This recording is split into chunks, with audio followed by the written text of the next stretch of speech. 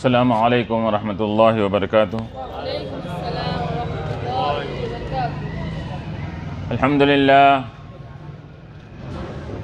अल्हम्दुलिल्लाहि रब्बिल आलमीन वल आक़िबतु लिल मुत्तक़ीन वस्सलातु वस्सलामु अला अशरफिल अंबियाइ वल मुरसलीन व अला आलिहि अत्तय्यिबीन अत्ताहिरीन व अस्हाबिहिल अकरमीन अल अफ़ज़लीन वमन तबिअहुम बिइहसानिन इला यौमिद्दीन।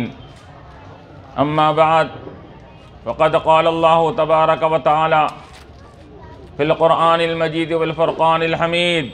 अऊज़ु बिल्लाहि मिनश शैतानिर रजीम। बिस्मिल्लाहिर रहमानिर रहीम। क़ुल बिफ़ज़लिल्लाहि व बिरहमतिही फ़बिज़ालिका फ़ल्यफ़रहू हुवा ख़ैरुम मिम्मा यजमऊन। वक़ाल तआला फ़ी मक़ामिन आख़र व अम्मा बिनिअमति रब्बिका फ़हद्दिस। सदक़ल्लाहुल अलियुल अज़ीम। वक़ाल तआला फ़ी शानि हबीबिहिल करीम इन्नल्लाह व मलाइकतहु युसल्लूना अलन नबी या अय्युहल्लज़ीना आमनू सल्लु अलैहि व सल्लिमू तस्लीमा।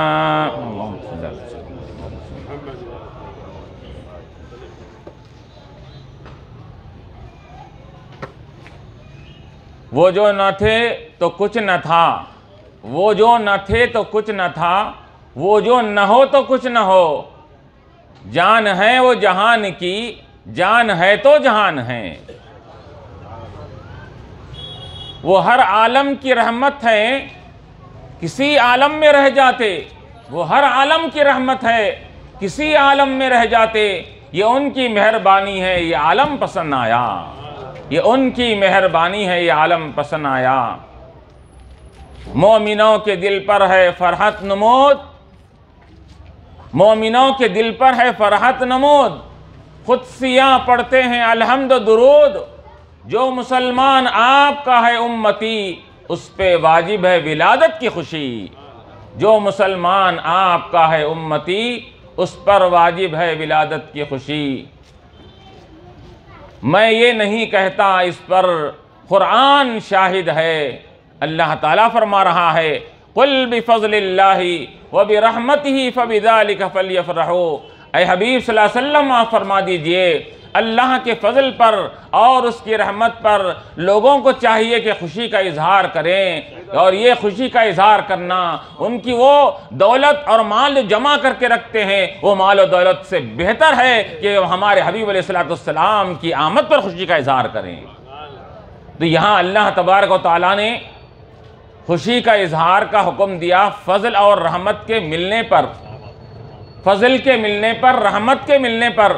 तो उलमा फरमाते हैं कि फ़ज़ल से मुराद भी हुज़ूर पाक अलैहिस्सलाम की ज़ात बाबरकत है, रहमत से मुराद भी हुज़ूर की ज़ात बाबरकत है। क्योंकि अल्लाह ताला ने दूसरे मकाम पर हुज़ूर को वमा अरसलनाका इल्ला रहमतल लिल आलमीन कहा, तो रहमत से मुराद हुज़ूर है। और फ़ज़ल से मुराद, अब बाज़ लोग एतराज़ करते हैं कि यहाँ फ़ज़ल से मुराद कुरान मुराद दिया गया है कि अल्लाह का फ़ज़ल ना होता, कुरान अगर नाजिल ना होता तो तुम शैतान की पैरवी करने लगते।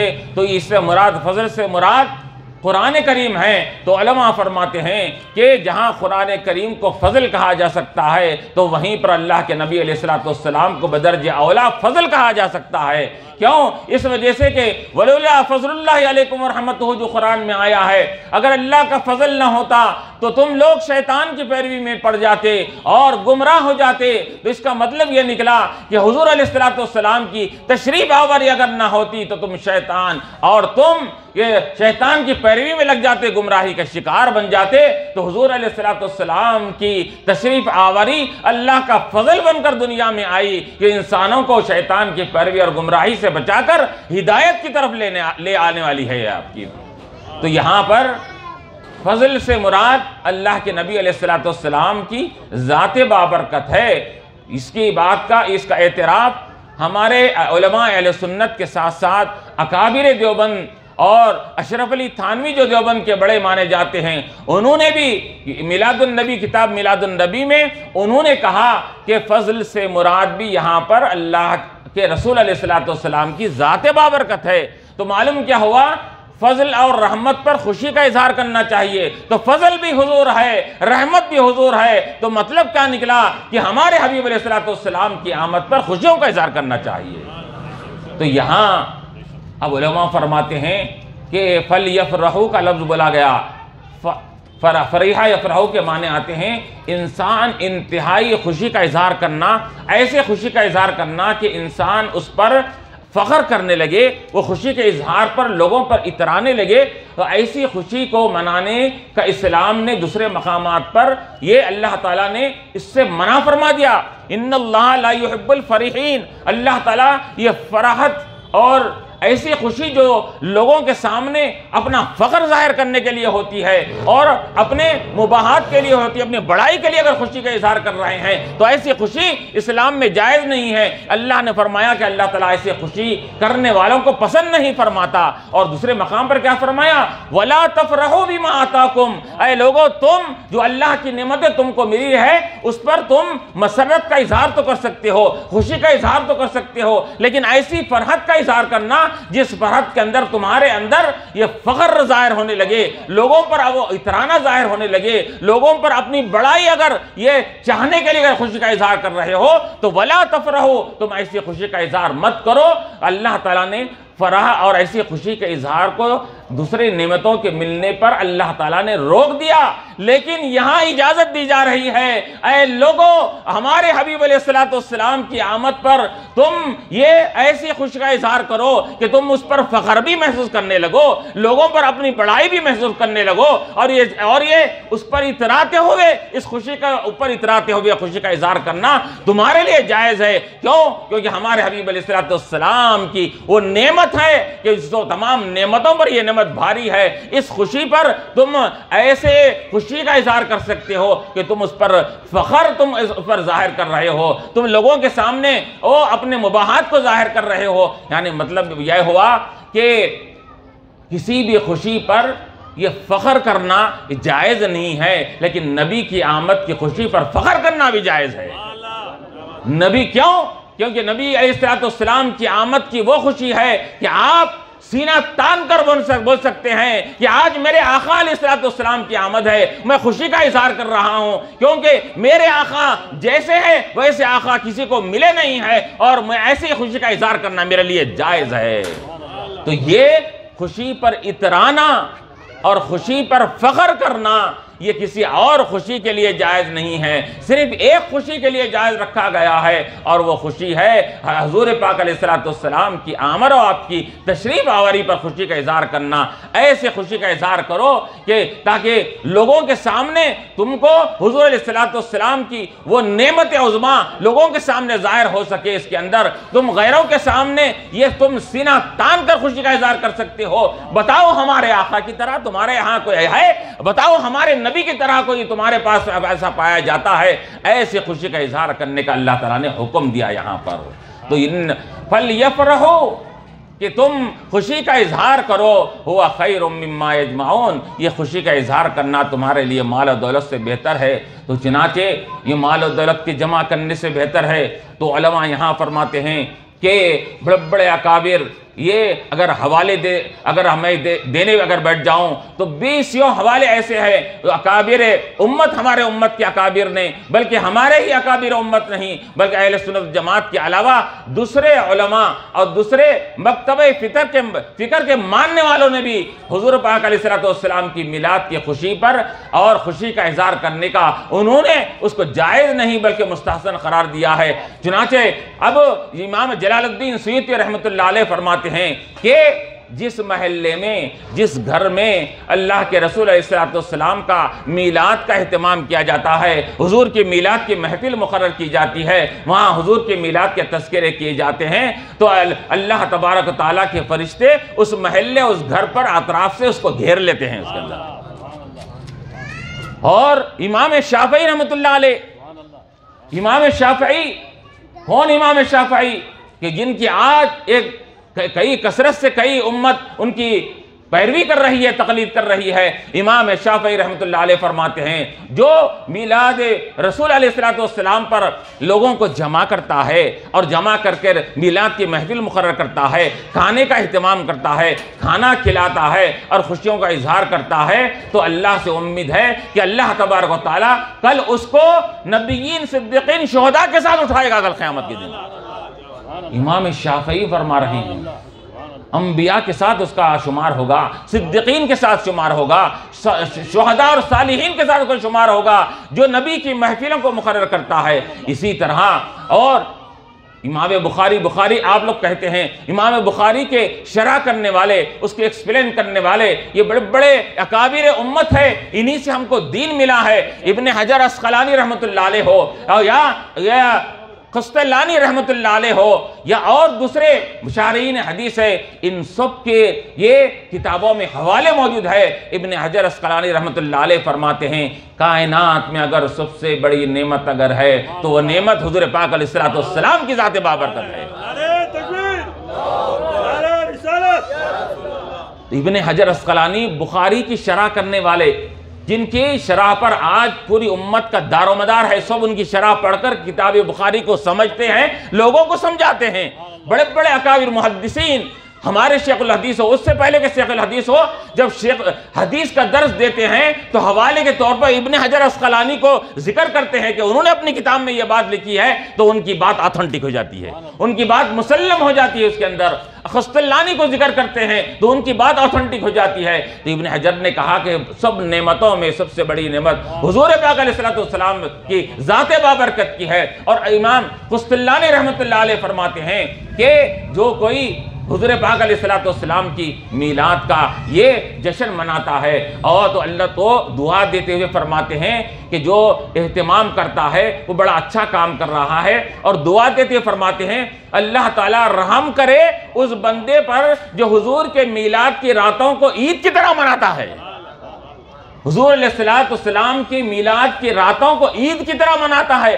कौन बोल रहे हैं? अस्क़लानी क़स्तिलानी रहमतुल्लाह अलैह फरमाते हैं, शारह बुखारी है और बुखारी की शरह और उसकी तमाम मालहू मा अलैहा समझ कर उन्होंने उसकी शरह लिखी, और सब आज हर कोई उसको पढ़कर बुखारी को समझ रहे हैं। वो क्या लिखते हैं कि एक दिन को ईद नहीं कहा उन्होंने, अय्यामे विलादत के अय्याम के रातों को, दिनों को ईद जो शुमार करता है, अल्लाह उस पर रहम फरमाए। तो मालूम यह हुआ कि एक दिन की ईद को ये लोग नाजायज और ये बिदअत करार दे रहे हैं। यहाँ पर आइए, शारह बुखारी के बारगाह में आइए, वो क्या कहते हैं, एक दिन ही नहीं, जिन जिन रातों में मिलाद मुबारक के और रबीउल अव्वल की जिन रातों में हुज़ूर पाक अलैहिस्सलाम की विलादत के तज़किरे किए जाते हैं, हर रात वो ईद की रात हुआ करती है। तो यहाँ ये हमको इस्लाम, हमको दीन किससे मिला, किससे हमने दीन को समझा है। अब अगर हम उनकी बातों को नहीं माने तो आजकल के लोगों की बातों को मानेंगे कि उनकी बात का एतबार किया जाएगा कि जिन्होंने ना किताबों को खंगाला है, ना किताबों की वर्खदानी की है, ना किताबों को अच्छी तरह उन्होंने मुताला किया है। एक दो किताबें, चंद हदीसों को पढ़ने के बाद ये लोगों पर एतराज़ करने लगते हैं। वो तो इल्म के ये बहर ज़ख़ार थे, इल्म के समंदर थे वो लोग। वो इल्म के समंदरों में गोताज़नी करके उन्होंने अपने तमाम इल्म को हासिल करने के बाद, इल्म के अंदर गोताज़नी करने के बाद उन्होंने जिसका खुलासा हमारे सामने पेश किया है, वो खुलासे को लेकर आज हम अपने दीन की धाराएं को मुकर्रर करते हैं। इसके अंदर हम गाइडलाइन उसको बनाते हैं, उसके अंदर उनके तमाम खुलासों को। तो यहाँ पर इमाम जलालुद्दीन सुयूती हो, इब्ने हजर अस्क़लानी हो, क़स्तिलानी हो, और इसी तरह ये हदीस शरीफ हमको हिंदुस्तान में जो आई है वो ये तुफ़ैल है। हदीस शरीफ हम तक जो पहुंची है, शाह वलीउल्लाह मुहद्दिस दहलवी रहमतुल्लाह अलैह, शाह अब्दुल हक मुहद्दिस दहलवी रहमतुल्लाह अलैह, शाह अब्दुल रहीम मुहद्दिस दहलवी रहमतुल्लाह अलैह, इन हजरात से हिंदुस्तान में हदीस का सनद आई है और हदीस का इल्म फैला है लोगों की तरफ से, इन्हीं के तुफ़ैल में। और ये बात को हर कोई मानता है, वो हर मकतब फ़िक्र का, देवबंदी, बरेलवी और हर किस्म का जमात इस्लामी हो, हर एक शाह वलीउल्लाह मुहद्दिस देहलवी रहमतुल्लाह अलैह को और उनके खानदान के लोगों को अब्दुल हक मुहद्दिस देहलवी रहमतुल्लाह अलैह, शाह अब्दुल रहीम मुहद्दिस देहलवी रहमतुल्लाह अलैह को हर कोई मानता है कि इन्हीं के तोफैल से हमारे हिंदुस्तान में इल्म हदीस आया है। तो ये तीनों हजरात ये अपने अपने अखबाल में नकल करते हैं और ये क्या कहते हैं कि मिलाद की महफिल जहाँ मुकर्रर की जाती है तो अल्लाह तबारक व तआला की रहमतों का नुज़ुल ये छमाछम बरसने लगता है इसके अंदर। और शाह अब्दुल रहीम मुहद्दिस देहलवी रहमतुल्लाह अलैह फरमाते हैं कि मीलाद की महफिलें और मीलाद के रातों में महफिलें मुकर्रर करते करते मुझे मीलाद की महफिल की वजह से हुज़ूर पाक अलैहिस्सलाम का दीदार नसीब हुआ। मुझे मीलाद की महफिल करने से हुजूर पाक अलैहिस्सलाम का दीदार नसीब हुआ, शाह अब्दुल रहीम मुहद्दिस देहलवी रहमतुल्लाह अलैह फरमा रहे हैं। और फिर यही नहीं बल्कि बेशुमार अक़वाल हमको अकाबिर उम्मत के मिलते हैं। और लाइए इब्ने तैमिया को देख लीजिए जो अहले हदीस के ये गैर मुक़ल्लिदीन के इमाम माने जाते हैं। इसके अंदर वो इब्ने तैमिया उन्होंने इक़्तिज़ाए सिरातुल मुस्तक़ीम में वो उनकी किताब है उसके अंदर लिखते हैं कि यकीनन हुज़ूर पाक अलैहिस्सलाम की मीलाद पर जो खुशी का इज़हार करेगा अल्लाह ताला उसको अजर सवाब से नवाजेगा। उसका इब्ने तैमिया लिखते हैं इसके अंदर। और फिर इब्ने अब्दुल वहाब नजदी जो आजकल वहाबी हजरात जिनको फॉलो करते हैं, इब्ने अब्दुल वहाब नजदी ये वो हदीस जिक्र करने के बाद कि हुज़ूर पाक अलैहिस्सलाम की विलादत के वक़्त में अबू लहब ने अपनी बांदी सुएबा को उंगली के इशारे से आज़ाद कर दिया था। तो क्या हुआ उसको कि मरने के बाद अबू लहब को हर पीर के दिन अजाब में तखफीफ और कमी होती है, उसके उंगली से पानी निकलता है, वो पानी को चूसता है जिस उंगली के इशारे से उसने बांदी को आज़ाद किया था हुजूर की विलादत की खुशी में अल्लाह तबारक व तआला उस उंगली के से पानी का ये फव्वारा निकालते हैं, उसको चूसता है तो उसको अजाब में कमी और तखफीफ होती है। ये हदीस को जिक्र करने के बाद इब्ने अब्दुल वहाब नजदी लिखते हैं, क्या लिखते हैं कि एक काफिर को हुजूर की विलादत पर इतनी खुशी मनाने पर उसको कल क़यामत के दिन दोज़ख में जाने के बावजूद भी उसके अजाब में कमी की जा रही है। तो अगर कोई मुसलमान उम्मती हुजूर की विलादत की खुशी मनाएगा तो यकीनन वो अल्लाह ताला के यहाँ कितना अजर सवाब का मुस्तहिक़ बनेगा। तो ये अकाबिर, अब मैं अपने हवाले भी दिया अपने उलमा के, उन लोगों के हवाले भी दिया, अशरफ अली थानवी देवबंदी के मकतब फ़िक्र के मानने वालों का हवाला और गैर मुक़ल्लिदीन अहले हदीस के मानने वाले कौन हैं, ये इब्ने तैमिया के फॉलोवर है, इब्ने तैमिया का हवाला दिया मैंने। वहाबियों के कायद और इमाम कौन है, इब्ने अब्दुल वहाब नजदी है, उनका कौल भी मैंने नकल कर दिया है। हवाले अगर चाहते हैं तो हवाले आपको दिए जाएंगे, आपको बताए जाएंगे कि कौन सी किताबों उन्होंने लिखा है इसके अंदर। ये सब तमाम मकातिब फ़िक्र इस बात पर मुत्तफ़िक़ है कि हुज़ूर अलैहिस्सलाम की मिलाद पर खुशी का इज़हार करने से इंसान कभी महरूम नहीं होता, अजर और सवाब का मुस्तहिक़ बनता है। इसके अंदर अब अल्लामा इक़बाल रहमतुल्लाह अलैह ने तो यहाँ तक लिखा है कि आप फरमाते हैं अल्लामा इक़बाल कि मैंने ख्वाब में देखा और मुझे ऐसा महसूस हुआ कि उम्मत का इत्तिहाद, उम्मत का इत्तेफाक अगर होगा तो एक दिन ये मीलाद मुबारक की वजह से होगा। मीलाद मुबारक ये जरिया बनेगी उम्मत मुस्लिमा को मुत्तहिद करने का। अल्लामा इक़बाल लिखते हैं कि एक दिन ऐसा आएगा कि ये मीलाद नबी सल्लल्लाहु अलैहि वसल्लम को आज न मानने वाले भी कल क़यामत का कल आगे मानने लगेंगे। जब मानने लगेंगे तो तमाम उम्मत का इत्तिहाद हो जाएगा इसके ऊपर। अल्लामा इक़बाल कहते हैं ये बात को मैं ख़ाम में देखकर बयान कर रहा हूँ उसके अंदर। तो देखिए कि ये क्यों, क्योंकि हमारे लिए सबसे अजीम ज़ात अगर है, सबसे अजीम अगर ये उलूवे शान वाली मर्तबत वाली अगर ज़ात है तो हुज़ूर पाक अलैहिस्सलाम की ज़ात बाबरकत है। तो हुज़ूर अलैहिस्सलाम ही की वजह से और आपकी विलादत पर खुशी मनाने के ऊपर ये ऐसा हर कोई उस पर मुत्तफ़िक़ हो जाएगा कि कल उम्मत मुस्लिमा का इसी ये मिलाद मुबारक के महफिलें कल उम्मत को आपस में इत्तिहाद और इत्तेफाक का सबक सिखाने वाली बन जाएगी इसके अंदर। तो ये इतने अकाबिर उम्मत ने यहाँ पर ये कह दिया। और फिर जैसा कि अब सबसे बड़ी बात यह है कि आपके सामने कुरान के प्रूफ भी दे दिए गए, हदीस बुखारी भी आपके सामने पेश की गई कि काफिर को अजाब में कमी हुई, अबू लहब को हुजूर की विलादत पर खुशी मनाने पर यह हदीस शरीफ भी पेश कर दी गई। कुरान के हवाले से मुफस्सिरीन के क्या अक़वाल है, ये आयत के तहत उसको भी जिक्र किया गया। उसके साथ साथ यहाँ पर उलमा के अक़वाल को भी नकल किया गया। ये तो सब अपनी जगह मुसल्लम हैं। दलाइल के लिए अंबार लगाए जा सकते हैं और दलाइल के लिए किताबें लिखी जा रही है, क़यामत तक लिखी जाएगी। इसके अंदर ये न मानने वाले न मानने के ऊपर ये इतराज करते रहेंगे, मानने वाले उनसे बढ़कर उसके हवाले निकाल कर उसके जवाब के ऊपर, उसके मुस्तहसन होने के ऊपर दलाइल पेश करते जाएंगे क़यामत तक। और चुनाचे वो भी वही रहा है। इसके अंदर जितना प्रोपेगेंडा किया जा रहा है, जितना आजकल मीडिया बढ़ा हुआ है, सोशल मीडिया बढ़ा हुआ है, प्रिंट मीडिया बढ़ा हुआ है और व्हाट्सएप के जरिए से, इंटरनेट के जरिए से जितना लोगों उम्मत मुस्लिमा को गुमराह करने की कोशिश की जा रही है, बताइए कि उनकी ये साजिश, ये उनकी कोशिश कामयाबी की तरफ जा रही है? हरगिज़ नहीं जा सकती। उलमा ने लिखा कि अरब में, अजम में, मुल्क अरब में, मुल्क फारिस में, शाम में, ईरान में, हर मकाम पर हुजूर अलैहिस्सलाम की मीलाद का एहतमाम किया जाता है। कोई मकाम ऐसा नहीं है। ये लोग आज जो एतराज़ करते हैं, ये ईमान लाए हैं सऊदी जो बबातिन यहूदी है, इनके ऊपर इनका ईमान है लोगों का। तो ये कहते हैं सऊदी में नहीं होता, सऊदिया की उम्र 75 बरस की, तुम्हारे ईमान की उम्र भी 75 बरस की है, तुम्हारे ईमान का बुनियाद भी 75 बरस की है। ये 75 बरस की ये उम्र वाले ये सऊदी हुकूमत, ये आज अगर वो नहीं मना रही है तो वो सऊदी हुकूमत के ऊपर मत जाइए।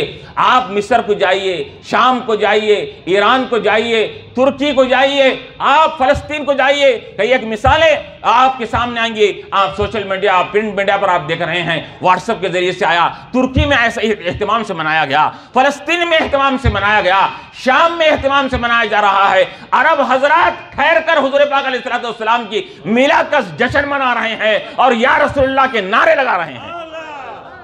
ये अजम के लोग नहीं है। ये कहते हैं कि हिंदुस्तान पाकिस्तान लोगों की ईजाद है। आपको मालूम ही क्या है? आपने दुनिया देखा ही क्या है? जाइए देखिए कि अरब के लोग जो खालिस अरब है, जिनको उर्दू नहीं आती, अरबी में हुजूर के तराने गुनगुना रहे हैं और बाद में फिर हुजूर अलैहिस्सलाम पर दुरूद व सलाम के नजराने पेश करते हुए या रसूलुल्लाह के ये गीत गा रहे हैं। तो ये हमारे सामने, ये मिसालें हमारे सामने मौजूद है। और ये हुजूर अलैहिस्सलाम की मीलाद, ये इंशाअल्लाह तबारक व तआला ये आगे जाकर हर रोज़े अफ़ज़ू इसमें तरक्की होती जाएगी और दिन ब दिन इसके अंदर अल्लाह तबारक व तआला और तरक्की अता फरमाता जाएगा इसके अंदर, और लोग बड़े एहतमाम से मनाएंगे। ये जो एतराज़ करने वाले हैं, वो एतराज़ का वजह क्या है? ये यहूदियों की साजिश है, ये नसारा की, क्रिश्चियनों की साजिश है। ये चाहते हैं कि मुसलमानों का ईमान का दारो मदार ये हुजूर अलैहिस्सलाम उनके रसूल से वाबस्तगी है। रसूल से वाबस्तगी से इनको दूर कर दो, इनका ईमान कमज़ोर हो जाएगा, खुद ब खुद ईमान कमज़ोर हो जाएगा, तो दुनिया में हम उनके ऊपर जैसा चाहे मुसल्लत हो सकते हैं। तो ये यहूद व नसारा की साजिश है। क्यों? उनको मालूम है कि हमारे नज़दीक हुजूर पाक अलैहिस्सलाम की ज़ाते बाबरकत वो ऐसी मुसल्लमा शख्सियत है कि हम हमारे हबीब अलैहिस्सलाम की नामोस के लिए, आपकी ताज़ीम के लिए, आपके नाम और आपके वक़ार के लिए हम अपनी जानों को, अपने आल औलाद की जानों को, अपने माँ बाप की जान को, माल को कुर्बान करने के लिए राज़ी है। तो उनको मालूम है कि ये उम्मत मुस्लिमा ये सब चीज़ों पर ये कॉम्प्रोमाइज़ कर सकती है, लेकिन हुजूर पाक अलैहिस्सलाम की मोहब्बत और वक़ार पर कॉम्प्रोमाइज़ नहीं कर सकती। हुजूर की अगर शान में ज़रा बराबर कमी आ जाएगी तो ये लोग उछल जाएंगे, ये लोग ये उछल कर और उम्मत मुस्लिमा सब मुत्तहिद होकर ये इसके खिलाफ जो भी होगा उसके लिए कोशिश करने लगेगी। तो ये चाहते हैं कि भले इनको हुजूर से दूर कर दिया जाए, हुजूर से वाबस्तगी को दूर कर दिया जाए। ये साजिश के तौर पर वो लोग हर ज़माने में साजिश हुई है, हर ज़माने में ये इस किस्म के प्रोपेगेंडे किए गए हैं कि लोग ये चाहते हैं कि मुसलमानों के अंदर इंतशार हो, मुसलमानों के अंदर ये इत्तेफाक न रहे, तफरका बंदी हो जाए, उनके अंदर ग्रुप बंदी हो जाए और ये मुसलमान कभी मुत्तहिद न रहें, मुसलमान मुत्तहिद हो जाएंगे तो फिर वो दिन दूर नहीं है जो आज से 1400 बरस पहले जो मुसलमानों की हुकूमत थी वो हुकूमत कहीं इनको ना आ जाए। इसके खातिर यहूद और नसारा ये आपस में इनको बिखेरना चाहते हैं, तफरका डालना चाहते हैं। ये बिखर कर रहेंगे तो कभी हुकूमत नहीं कर सकेंगे। तो ये उनकी साजिश है इनके अंदर, वो हम उस साजिश को समझ नहीं रहे हैं और ये इनके बहकावे में आ जा रहे हैं इसके अंदर। तो यहाँ ये दलाइल भी मौजूद है, प्रूफ भी मौजूद है, लेकिन सबसे और एक बात कि याद रखिए कि जहाँ इश्क व मोहब्बत होता है, इश्क व मोहब्बत दलील की मोहताज नहीं होती है, इश्क व मोहब्बत किसी प्रूफ के मोहताज नहीं होती है। और ये बात मैं अपने से नहीं कह रहा हूँ, ये बात मैं आपको सहाबा किराम के वाक़यात से आपको समझाऊंगा कि हुज़ूर पाक अलैहिस्सलाम की जो उनको मोहब्बत थी तो मोहब्बत के इजहार के लिए उन्होंने कभी भी हुज़ूर अलैहिस्सलाम से कोई दलील नहीं मांगा और कभी भी कोई चीज़ पूछकर नहीं किया। हुज़ूर अलैहिस्सलाम ऐसी ऐसी चीज़ें सहाबा किराम ने की है जिसको आज कोई भी किसी से मोहब्बत करने वाला, कितना भी किससे वो इश्क और मोहब्बत करने वाला होगा, वो ऐसे नमूने पेश नहीं कर सकता जो सहाबा ने नमूने पेश किए हैं इसके अंदर। एक मजनू भी अपने लैला की मोहब्बत में वो काम नहीं कर सकता, एक आशिक अपने माशुका के लिए ऐसा नहीं कर सकता। वो उन्होंने नमूने पेश किए हैं। हुज़ूर पाक अलैहिस्सलाम के साथ उनका मोहब्बत का क्या मामला था। देखिए कि हुज़ूर पाक अलैहिस्सलाम जब वज़ू कर रहे हैं तो वज़ू का पानी ज़मीन पर गिर रहा है, तो ज़मीन पर गिरने से पहले सहाबा किराम हाथों में ले रहे हैं, हाथों में लेकर उसको अपने चेहरों पर मल ले रहे हैं।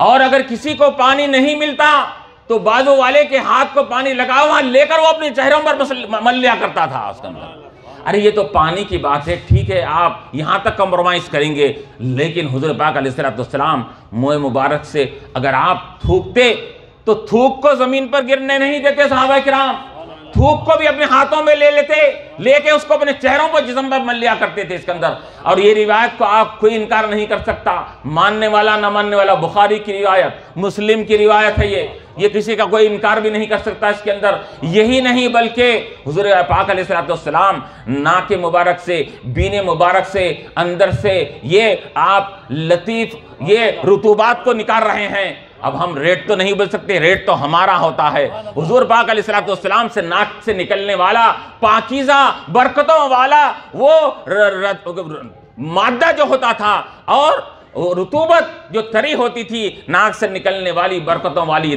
तरी को भी जमीन पर गिरने नहीं देते थे, वो हाथों पर ले लिया करते थे। अब देखिए कोई किसको भी कितना चाहने वाला हो, थूक लेकर वो अपने चेहरे पर मलेगा, नाक से निकलने वाले रेट को लेकर अपने चेहरे पर मलेगा। अब बताइए, अब यहां पर ये सहाबा किराम ने ये जो मोहब्बत का इजहार किया है तो क्या हुज़ूर पाक अलैहिस्सलाम ने उनसे फरमाया था? कभी हुज़ूर अलैहिस्सलाम ने उनसे कहा था? ये एक बात। दूसरी बात कि हुज़ूर अलैहिस्सलाम सहाबा को देख रहे हैं ये करता हुआ, हुज़ूर अलैहिस्सलाम रोक भी नहीं रहे हैं, मना भी नहीं फरमा रहे हैं। क्यों? हुज़ूर पाक अलैहिस्सलाम जानते हैं कि मेरे सहाबा मेरे आशिक हैं, आशिक इसको मोहब्बत में जो भी करता है वो मोहब्बत के अंदाज में करता है, मोहब्बत की वजह से करता है। तो हुज़ूर अलैहिस्सलाम सहाबा किराम के ये मोहब्बत भरे नमूनों को देख रहे हैं, देखकर हुज़ूर पाक अलैहिस्सलाम रोक नहीं रहे हैं। आपका न रोकना ये भी हदीस तकरीरी बन जाता है, ये भी हदीस बन जा रहा है कि सहाबा किराम का ये आपके तमाम चीज़ों को लेकर बरकत हासिल करना। तो बताइए ये यहाँ पर हुज़ूर ना तो उनको हुक्म दिए थे ना हुज़ूर का इशारा था। तो यहाँ पर अब लोग कहते हैं कि किसी भी चीज़ के लिए प्रूफ की दलील होती है, उसके लिए सबूत का होना ज़रूरी है। तो सहाबा किराम के मोहब्बत के इजहार के लिए उन्होंने कोई प्रूफ और दलील को देखा? कभी किसी दलील को नहीं देखा, कभी कोई प्रूफ को नहीं देखा। हुज़ूर अलैहिस्सलाम के साथ उन्होंने इसको मोहब्बत में ऐसा, क्योंकि उलमा फरमाते हैं और ये उरफा फरमाते हैं कि जिससे मोहब्बत की जा रही है और तो उसकी मोहब्बत में इंसान इतना वारफ्ता और दीवाना हो जाना कि पागलपन की हद तक चले जाना, ये मोहब्बत की ये कमाल की दलील है इसके अंदर। तो सहाबा किराम ने मोहब्बत की कमाल की दलील पेश की कि लोग जो समझ रहे हैं कि देखने वाला है समझता कि ये दीवाने हैं, ये क्या हो गया इनको कि ऐसे ऐसे काम कर रहे हैं। अरे ये तो ये बात है, आपको अगर मिसालें और दी जाए इसके अंदर, आगे बढ़कर मिसालें दी जाए इसके अंदर, तो आपके लिए और हैरत की बात हो जाएगी। हुजूर पाक अलैहिस्सलाम ये आप पचना लगाने के बाद खून मुबारक जो आपके जिस्म मुबारक से निकला था, वो खून मुबारक को एक बर्तन में आपने रखा था, तो वो बर्तन नीचे रखा हुआ था। एक सहाबी रसूल आए, वो खून मुबारक को फ़ौरन पी गए। हुजूर के निकलने हुए खून को उन्होंने पी लिया। इस्लाम में इंसान का खून नाजायज हराम है। एक खतरा खून का अगर कपड़ों पे गिर जाए, एक सिक्के के बराबर अगर कपड़ों पे गिर जाए, तो उस कपड़े से नमाज नहीं हो सकती। इंसान का खून इतना नापाक है। सहाबा को इकराम को मालूम नहीं था, सहाबा को इस बात का इल्म नहीं था कि खून नापाक होता है। खून को तो जिस्म में लगना नहीं है, वो पेट में कैसा डालें। लेकिन हुजूर सहाबा किराम को मालूम था कि ये अहकामात ये सब आम लोगों के लिए है, ये सब आम अवामुन नास के लिए है। ये मेरे आका के लिए अहकामात नहीं हो सकते। मेरे आका का मामला ही निराला है, मेरे आका का मामला ही अनोखा है, हमारे आका का मामला अनोखा है। आपका ये निकलने वाला खून भी हमारा निकलने वाला खून नजीस और नापाक होकर निकलता है। हुजूर पाक अलैहिस्सलाम से निकलने वाला खून बरकतों को लेकर निकलता है। ये सहाबा किराम का अकीदा था। इसी वजह से तो उन्होंने अब हुजूर पाक अलैहिस्सलाम के खून को पी लिया। और फिर हुजूर पाक अलैहिस्सलाम रोकना था, मना करना था, कहना था कि तुम हलक में उंगलियां डालकर खून को निकालो, ये नाजायज है, नापाक है। हुजूर अलैहिस्सलाम ने क्या कहा? हुजूर अलैहिस्सलाम ने फरमाया, ऐ सहाबी क्या करे तुमने? तो उन्होंने कहा कि रसूलुल्लाह आपने कहा था कि इसको ले जाकर महफूज जगह पर रख दो। मेरे पेट से ज्यादा महफूज जगह कोई भी मैंने नहीं समझा, अपने पेट में उसको महफूज कर लिया। तो हुजूर पाक सल्लल्लाहु अलैहि वसल्लम ने क्या फरमाया? ऐ मेरे सहाबी याद रखो, इस खून के पीने की वजह से, इसकी बरकत की वजह से तुमको मरे दम तक कोई पेट की बीमारी नहीं होगी, पेट की बीमारी तुमको नहीं होगी। तो ये नमूने सहाबा किराम ने इश्क व मोहब्बत के दिए हैं। ये नमूने इश्क व मोहब्बत के सहाबा किराम से सीखो। और याद रखो, ये ईमान आज के ये सऊदी का ईमान काबिल कबूल नहीं है, ईमान सहाबी का ईमान काबिल कबूल है। क्यों? ये बात अल्लाह ताला फरमा रहा है, फ़इन आमनो बिमिस्लि मा आमनतुम बिही। ऐ लोगो, मेरे हबीब के सहाबा की तरह ईमान लाओगे तो तुम्हारे ईमान हिदायत याफ्ता बनेगा। अगर इनके ईमान की तरह ईमान नहीं होगा तो तुम्हारा ईमान तुम्हारे मुंह पर मार दिया जाएगा। सहाबी के ईमान की तरह ईमान रखो, उनके अकीदे की तरह अकीदा रखो, उनके मोहब्बत की तरह मोहब्बत के नमूने का इजहार करो, उनके इश्क की तरह इश्क के तराने दिन रात गुनगुनाओ। ये सहाबा किराम किनका नाम है? ये सहाबा चुप ही नहीं बने। अल्लाह तबारक व तआला ने हम ऐसे वैसों को सहाबा की ये फहरिस्त में नहीं लाया। अल्लाह तबारक व तआला ने जैसा हुजूर पाक अलैहिस्सलाम को चुनकर अपना महबूब बनाया, महबूब के महबूबों को भी चुनकर बनाया। अल्लाह तआला ने महबूब के महबूबों को सहाबा कहा जाता है, महबूब के महबूबों को सहाबा। तो अल्लाह बल्कि रिवायतों में आता है अल्लाह तबारक व तआला ने ये सहाबा किराम को यानी हुजूर पाक अलैहिस्सलाम की सोहबत के लिए किसको मुकर्रर करना चाहिए, अल्लाह ताला ने पहले सिलेक्शन करके मुंतखब फरमाया। पहले सिलेक्शन हुआ है कौन काबिल है मेरे हबीब की सोहबत के लिए, कौन काबिल है मेरे हबीब की सहाबी बनने के लिए। ये सहाबी बनने की जिनके अंदर लियाकत थी, काबिलियत थी, अल्लाह ताला ने वो लियाकत वाले ये लोगों को अल्लाह ताला ने सहाबियत के दर्जे से मुशर्रफ फरमाया। तो यहाँ पर अब लोग ये कहते हैं कि आप ये मना रहे हैं, तो हम ये कहते हैं कि मोहब्बत दलील की मोहताज नहीं होती। और फिर दूसरी बात यह है कि आप कई एक मिसालें हमको मिलती हैं, लोग कहते हैं कि हुजूर ने मनाया, सहाबा किराम ने मनाया, बाद के ज़मानों में मनाया गया। ये तो बाद के सदियों से शुरू हुआ है इसके अंदर। लेकिन याद रखें 800-700 साल से ये चले आ रहा है सिलसिला। उस ज़माने में भी मनाया गया, एहतिमाम से ऐसा नहीं मनाया गया, लेकिन 800 बरस से तो एहतिमाम से साथ मनाया जा रहा है। तो 800 बरस की तारीख़ है ये मिलादुन नबी सल्लल्लाहु अलैहि वसल्लम को एहतिमाम से मनाने की। और हदीस शरीफ में क्या आता है, मा रआहुल मुस्लिमूना हसनन फहुवा इंदल्लाहि हसनुन। जिसको एक मुसलमानों की बड़ी जमात, अल्लाह वालों की जमात जिसको अच्छा समझे, वो अल्लाह के पास भी अच्छा होता है। हुजूर ने फरमाया वो चीज़ जो इब्तिदाई इस्लाम में नहीं थी, बाद में मुसलमानों ने उसको अच्छा समझकर उसको राइज कर लिया, उसको ईजाद कर लिया, तो वो अल्लाह के नज़दीकी पसंदीदा हो जाती है। हुजूर ने फरमाया। तो यहाँ ये क्या मालूम हो रहा है, हर चीज़ के लिए इब्तिदाई ज़माने में उसकी ज़रूरत, अगर कोई चीज़ का वजूद नहीं मिल रहा है तो ये इसकी अलामत नहीं है कि वो नाजायज़ हराम है, बल्कि बाद के सदियों में भी कोई चीज़ अगर होती है तो वो उसका ताल्लुक़ भी दीन से होता है, उसका ताल्लुक़ भी ईमान से होता है, उसका ताल्लुक़ भी मोहब्बत रसूल से हुआ करता है। अब मिसाल के तौर पर देख लीजिए कि कुरान को जमा किया गया, हुजूर के ज़माने में कुरान जमा नहीं किया गया था। कुरान के ऊपर एराब ज़बर ज़ेर लगाए गए, हुजूर के ज़माने में नहीं थे, इब्तिदाई सहाबा के ज़माने में नहीं थे।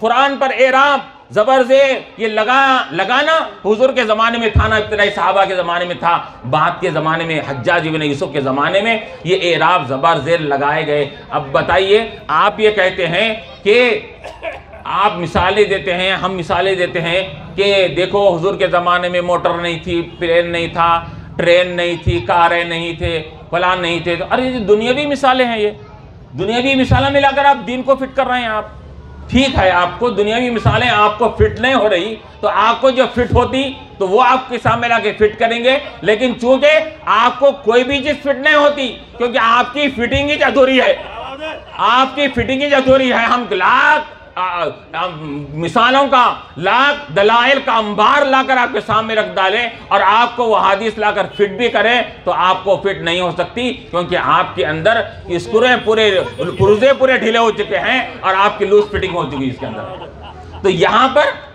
तो ये बात कही जा रही थी कि दुनियावी मिसालें देते हैं तो कहते हैं कि ये तो दुनियावी मिसाल हुई, दीन की मिसाल ठीक है, दीन की मिसाल दीजिए कि कुरान दीन है नहीं है, कुरान दीन है नहीं है, तो कुरान के ऊपर एराब लगाए गए। तो अगर दीन में नई चीज ईजाद करना अगर बिदअत है तो कुरान पे से एराब निकाल दो, ज़बर निकालो, निकाल के ये अहले हदीस हो या कोई और दूसरी जमात के लोग हो, एक आयत क्या एक लाइन पढ़ के बता दो, बोलो फिर ज़बर निकाल कर एक लाइन पढ़ के बताओ, सही माना में सही तलफ़्फ़ुज़ के साथ पढ़ के बताओ, नहीं पढ़ सकते इसके अंदर। तो ये उम्मत मुस्लिमा ने बाद में कि ये उम्मत की सहूलत के लिए, उम्मत की भलाई के लिए कि अगर ऐसा एराब नहीं रहेंगे ज़बर ज़ेर तो फिर आम लोग कैसा पढ़ेंगे, सिर्फ उलमा पढ़ेंगे, जानने वाले पढ़ेंगे, उनको एराब से वाकिफ़ियत हो चुकी होती है, वो पढ़ सकते हैं। अवाम उन्नास कैसा पढ़ेंगी, तो उसके खातिर बाद में सुबह एराब ज़बर ज़ेर लगाए गए इसके अंदर। फिर इसी तरह हुजूर अलैहिस्सलाम के ज़माने में कई एक चीज़ें दीनी एतबार से नहीं थी इसके अंदर। हुजूर के ज़माने में मदारिस का क़ियाम था, ये मदारिस थे और सिलेबस था, बुखारी मुस्लिम अबू दाऊद नसाई तिरमिज़ी पढ़ाई जाती थी। ये इसका ताल्लुक़ दीन से है, दुनिया से है, दीन से ताल्लुक़ है इसका, लेकिन इसके बावजूद भी ये चीज़ें अब बाद में रायत की गई। ये मदारिस का क़ियाम हुआ, मदारिस में उसके अंदर बाज़ाब्ता पीरियड्स बनाए गए, हर पीरियड में एक किताब रखी गई। बताओ ये सब चीज़ें हुजूर के ज़माने में थी, लेकिन इसके बावजूद भी मदारिस का बड़ी ज़ोर शोर से एहतमाम आप भी कर रहे हैं। बुखारी को आप भी छपा रहे हैं, मुस्लिम को आप भी छपा रहे हैं। बुखारी को सहाबी ने पढ़ा था, मुस्लिम को सहाबी ने पढ़ा था, नसाई को सहाबी ने पढ़ा था, अबू दाऊद, ये सिहा सित्ता की 6 किताबों को किसी सहाबी ने पढ़ा था, बता दीजिए, कोई भी नहीं पढ़े। फिर आप दिन रात बुखारी का मुताला कर रहे हैं, तो सहाबी जो काम नहीं करे आप मुताला कर रहे हैं। तो ये उम्मत की सहूलत के लिए, हर वो काम जो सहूलत के लिए, आसानी के लिए होता है, कि हुजूर की अहादीस को पढ़ने के लिए एक ज़रिया उसके लिए बनाया गया कि उसको बाज़ाब्ता उलमा ने उसको किताबी शक्ल में जमा किया और उसको किताबी शक्ल में जमा करने के बाद उसको सिलेबस बनाया गया और मदारिस का उसको सिलेबस निसाब बनाकर बाज़ाब्ता एक आलिम बनने के लिए उसको एक बाज़ाब्ता उसको निसाब बनाकर वहाँ पर उसकी तालीम दी जाने लगी बाद के ज़मानों में। तो अब बताइए, ये चीज़ों को आप भी मान रहे हैं, दीन से जिसका ताल्लुक़ है, मस्जिद इसका ताल्लुक़ दीन से है, अल्लाह का घर है। बताइए मस्जिद क्या हुजूर के ज़माने में ऐसी थी? खालिना वहां पर थे, एसी वहां पर था, कूलर्स वहां पर थे उस जमाने में। अरे अब आप कह रहे हैं कि दीन की मिसालें, तो दीन की मिसालें दी जा रही है कि मस्जिदों के अंदर भी आलिशान किस्म की मस्जिदें बनाई जा रही है। तो बाद के उलमा ने कहा कि इस लोग उम्मत मुस्लिमा दीन से दूर हो रही है, तो इस दीन से करीब करने के लिए उनके लिए बेहतर ये है कि मस्जिद को आलिशान बनाया जाए, ताकि मस्जिद को तमाम सहूलियात वाला देखकर, आलिशान देखकर लोगों को नमाज की रग़बत पैदा हो, नमाज के पाबंद बन जाए उसके लिए।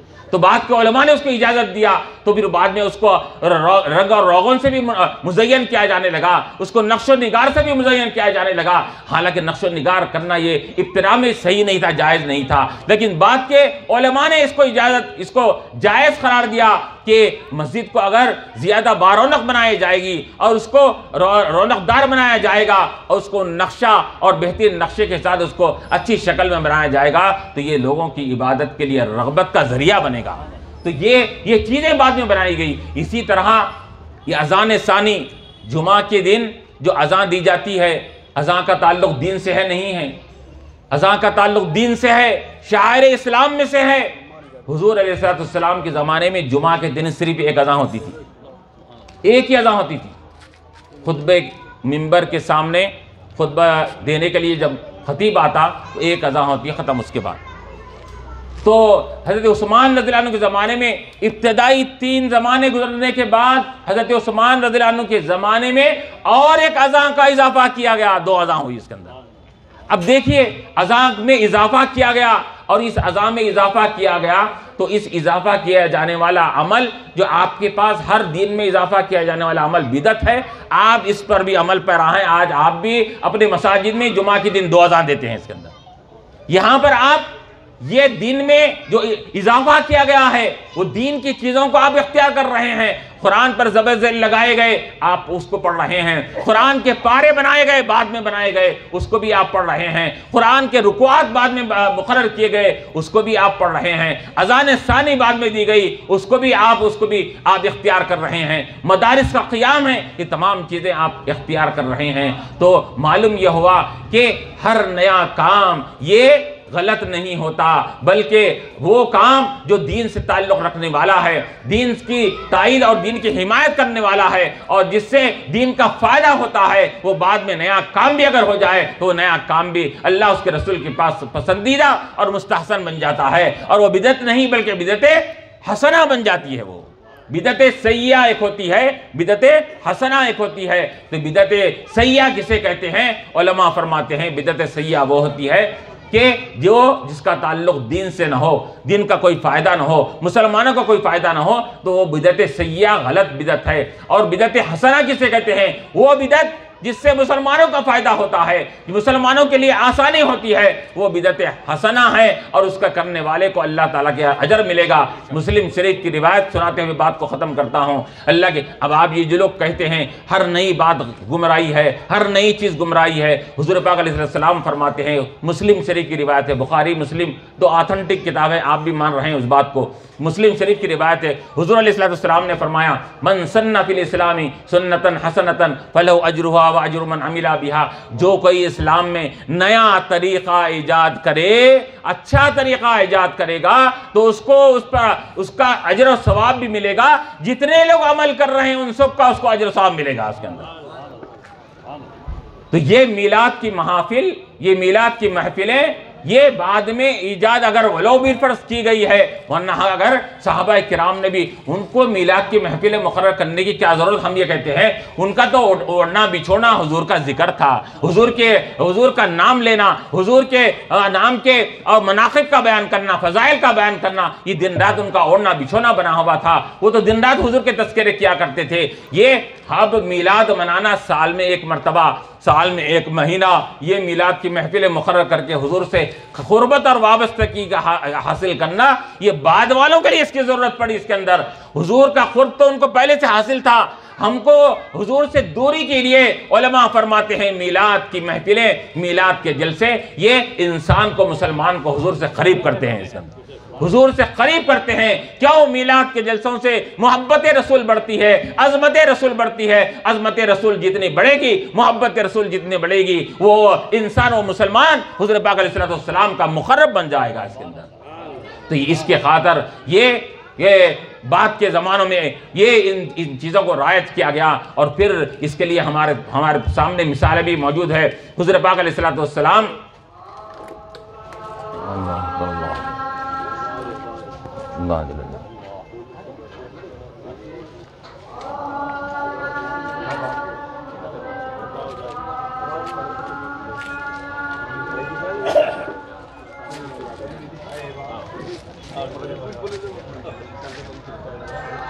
बात आपके सामने बयान करते हुए अपनी बात को ख़त्म करता हूँ कि हुज़ूर पाक अलैहिस्सलातु वस्सलाम के हम मिलाद की महफ़िल मुक़र्रर करते हैं। तलअल बद्रु अलैना मिन सनियतिल वदाई, ये अशार पढ़ते हैं, सलाम के गुनगुनाते हैं और या रसूलल्लाह के हम नारे लगाते हैं। इसके अंदर इसकी मिसाल देने के लिए मैं आपको एक बात और एक हदीस शरीफ बयान करते हुए अपनी बात को ख़त्म करता हूँ। ये भी बुखारी मुस्लिम की रिवायत है।